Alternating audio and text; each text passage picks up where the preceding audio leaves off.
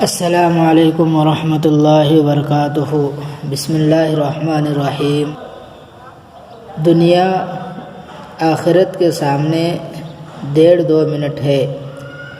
مفسرین نے لکھا ہے کہ آخرت کا ایک دن 50,000 سال کے برابر ہوگا۔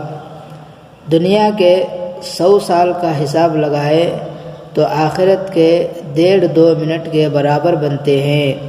کتنی عجیب بات ہے کہ انسان 1.5-2 منٹ کی لذتوں کی خاطر آخرت کا عذاب اپنے ذمے لے لیتا ہے۔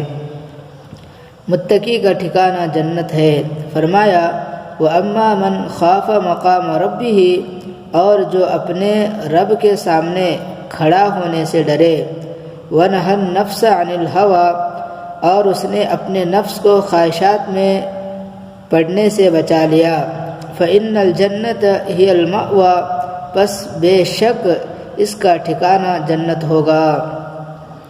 انسان چند روز کا مہمان ہے۔ انسان دنیا میں چند روز کا مہمان ہے۔ یہ دنیا ایک سرائے کی مانند ہے۔